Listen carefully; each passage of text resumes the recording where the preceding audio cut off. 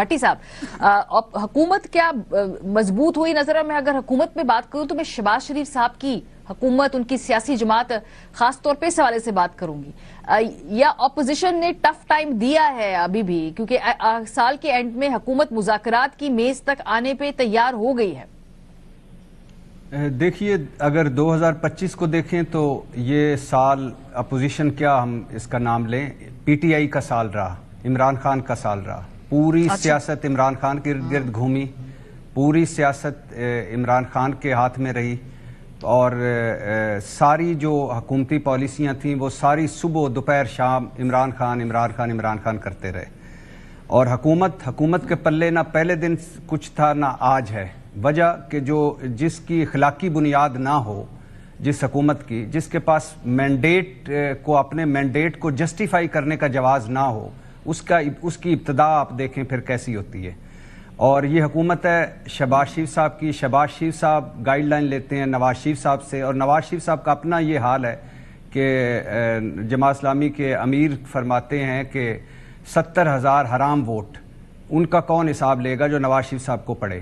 تو کہنے کا مقصد یہ ہے کہ مہنگائی بدستور موجود ہے، بے روزگاری بڑی، غربت بڑی، انڈسٹری نیچے گئی، ریل اسٹیٹ نیچے گئی، زراعت نیچے گئی، آئین کا ککھ نہ رہا، عدلیہ جو ہے وہ بھی اب حکومتی تابع ہو گئی، پارلیمنٹ کا تقدس آپ کے سامنے ہے، ووٹ کی عزت آپ کے سامنے ہے، سویلین بالادستی آپ کے سامنے ہے، آزادی اظہار رائے آپ کے سامنے ہے۔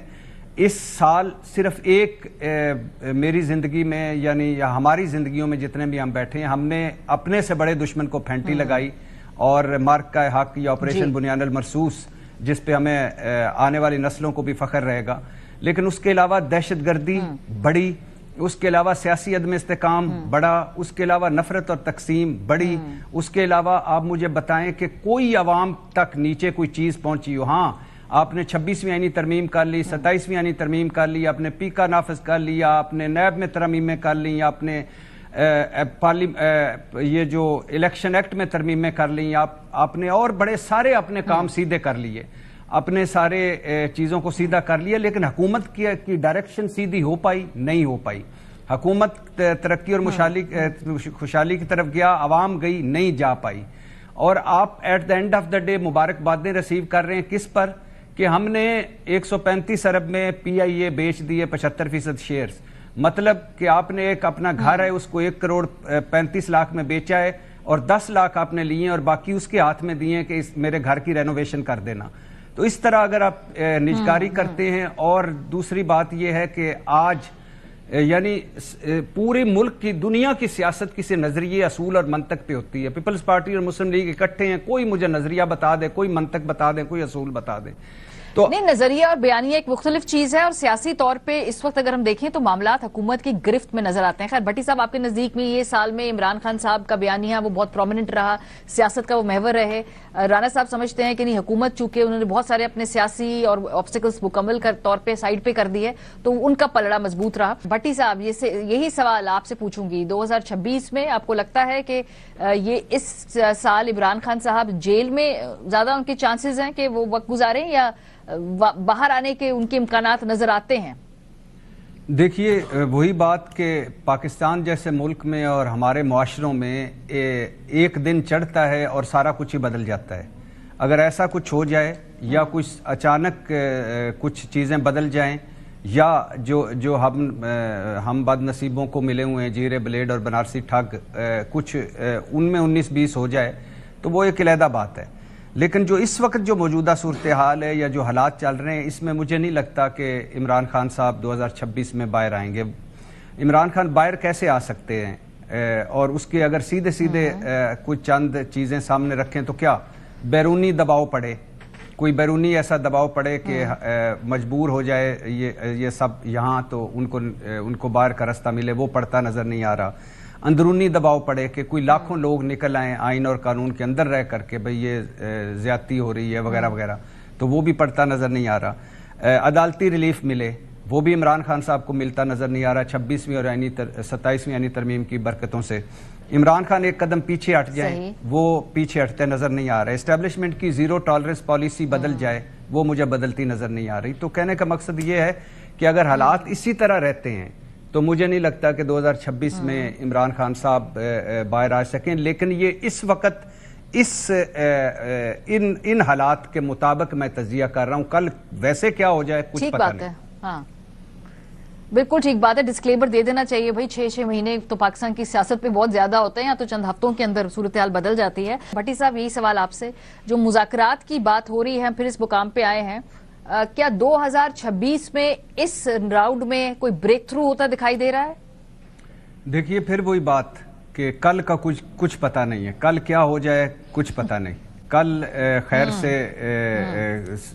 یعنی جو نیچے ہیں اوپر چلے جائیں، اوپر والے نیچے چلے جائیں، سیاست میں کچھ پتہ نہیں چلتا. اور دوسری بات یہ ہے کہ میں اس بات سے ایگری کرتا ہوں کہ فائنلی آخر کار آپ کو ٹیبل پر بیٹھنا پڑے گا، بات چیت کرنی پڑے گی. اگر کوئی یہ سمجھتا ہے کہ سڑکوں پر آ کر یہ رجیم کو ختم کر سکتا ہے، یہ حکومت گرا سکتا ہے، تو اس کی غلط فہمی ہے. اور اگر کوئی یہ سمجھتا ہے کہ پابندی لگا کر، کوئی غداری کا مقدمہ بنا کر، یا گورنر راج لگا کر، یا کچھ کر کے پی ٹی آئی کو ختم کیا جا سکتا ہے، تو یہ اس کی بھی غلط فہمی ہے. اور اگر کوئی یہ سمجھتا ہے کہ اس طرح چل کر ملک ترقی کرے گا، تو یہ ساروں کی غلط فہمی ہے. تو کہنے کا مقصد یہ ہے کہ آخر کار مذاکرات ہونے، اور میں حق میں ہوں کہ مذاکرات ہوں، لیکن یہ مذاکرات جو شہباز شریف صاحب ہر چوتھے دن ایک سنجیدہ سا چہرہ بنا کر مذاکرات کی آفر کرتے ہیں، یہ شہباز شریف صاحب آپ کیا سمجھتے ہیں کہ واقعی چاہتے ہیں کہ مذاکرات ہوں؟ بھائی کوئی ایک کامن سینس کی بات ہوتی ہے جو اب واقعی کامن نہیں رہ گئی، کہ ایک نارمل سی بات ہے کہ میرا وجود جس کے وجود کے ہونے کی وجہ سے خطرے میں ہو، میں اس کے ساتھ کیوں بیٹھوں گا، اور یعنی میں اس کو کیوں اس کے ساتھ بات چیت کروں گا؟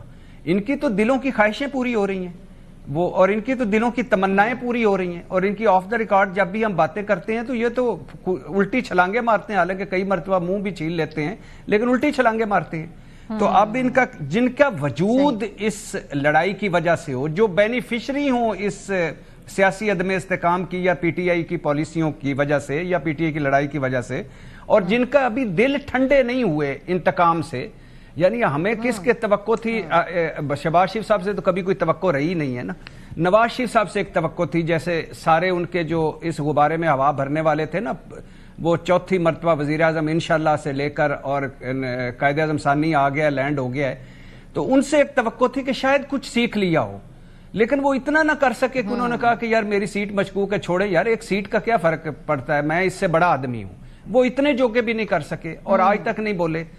تو کہنے کا مقصد یہ ہے کہ یہ بینیفیشری ہیں اس لڑائی کے، یہ کبھی بھی نہیں چاہتے مذاکرات کے. رانا ثناء اللہ صاحب نے کہا اس دن، بڑی خوبصورت بات کی، انہوں نے کہا کہ ہم نے عمران خان کے لیے کبھی مذاکرات کا دروازہ کھولا ہی نہیں. اور جو بندہ عمران خان پر غداری کا مقدمہ بنانے کے کہہ رہا ہو کہ بنانا چاہیے، جو ان کو فتنے کہہ رہے ہوں، جو ان کو دہشت گرد کہہ رہے ہوں، جو سیکیورٹی رسک کہہ رہے ہوں، جو پارٹی پر پابندی لگانے کی بات کر رہے ہوں، نہیں کرنا چاہتے، اور نہ ہونے ہیں، اور نہ یہ کرنا چاہتے ہیں. کیوں چاہیں گے یہ مذاکرات؟ آخر ٹھیک ہے، پوائنٹ آ گیا آپ کا. بھٹی صاحب یہی سوال آپ کی طرف، پیپلز پارٹی قریب آتے نظر آ رہی ہے، یا آپ کو لگ رہا ہے کہ اس پی ایم ایل این اور پیپلز پارٹی کے اندر جو کچھ ایشوز پیپلز پارٹی کی اپنی نظریاتی سیاست کے خلاف ہیں، اس کی بیسس پہ دوریاں ہوں گی، یا وہ کابینہ کا حصہ بن جائیں گے 2026 میں؟ غالباً مجھے تو ایسے ہی لگ رہا ہے، لیکن ہو سکتا ہے کل یا پرسوں پھر کوئی معذرت کرنی پڑے مجھے. تو اس سال کی آخری معذرت کرنا چاہتا ہوں کہ میں شہباز شریف صاحب کا میں نے نام لے لیا، مسلم لیگ کا نام لے لیا، نواز شریف صاحب کا نام لے لیا. مجھے نہیں لینا چاہیے تھا، کیونکہ ان کے پلے تو ہے ہی کچھ نہیں، اور ان کا میں نام لے کر ایسے میں نے غلطی کی، معذرت چاہتا ہوں. میں آئندہ ان کا نام نہیں لیا کروں گا. دوسری بات کہ ایک آپ کو یاد ہوگا عمران خان کہا کرتے تھے کہ جب ان پر مشکل وقت آیا دونوں پارٹیوں پر، یہ جو ایک دوسرے کے خلاف ایک اپوزیشن ہے اور حکومت ہے، یہ اکٹھے ہو جائیں گے. مسلم لیگ اور پیپلز پارٹی کی بات کر رہا ہوں. ہم کہتے تھے یہ کیسے ہو سکتا ہے کہ ضیاء صاحب کے جو سیاسی روحانی اولاد ہیں، یا بھٹو پارٹی ہے، یہ کیسے اکٹھے ہو سکتے ہیں؟ ہو گئے. پھر وہ کہا کرتے تھے کہ یار جب بھی ان کی اپنی وجود کو خطرہ ہوگا، یہ جمہوریت کا لبادہ اوڑھ کے ان کی جمہوریت خطرے میں پڑ جائے گی. اور ویسے ہی ہوا. यानी इनकी जमहूरियत की चीखें निकला करती थी जब इमरान खान इक़्तिदार में थे। आज जमहूरियत आराम चैन से सोई हुई है। फिर वो कहा करते थे कि ये जो पीडीएम के 26 नुकात हैं ये बहलावा है, दिखावा है। हम कहते थे कैसे यार, ये जो इतना मिसाके जमहूरियत हमें ताने मारते हैं कि मिसाके जमहूरियत हमने किया। इलामा इकबाल साहब को हमने कहा कि आप सो जाएं, आपको ख्वाब आएगा पाकिस्तान का। क़ायद आज़म साहब को हमने मोटिवेट किया कि पाकिस्तान बना लें। तो यानी ये इतने बड़े, लेकिन वो भी निकला। तो ये ज़हनों में रहे, ये पहुंचे हुए बुजुर्ग हैं, कोई इनके लिए हर्डल नहीं है। इक़्तिदार अल्हम्दुलिल्लाह इनका इक़्तिदार इनका अव्वल और आखिर इनका है कि इक़्तिदार में रहना है। ये 19-20 करके भाव ताव करके ले दे करके इकट्ठे भी रहेंगे, साथ ही रहेंगे। हम साथ साथ है। फिल्म 2026 में भी जारी रहेगी। इक़्तिदार के परचम तले हम एक हैं, हम एक हैं, हम एक हैं।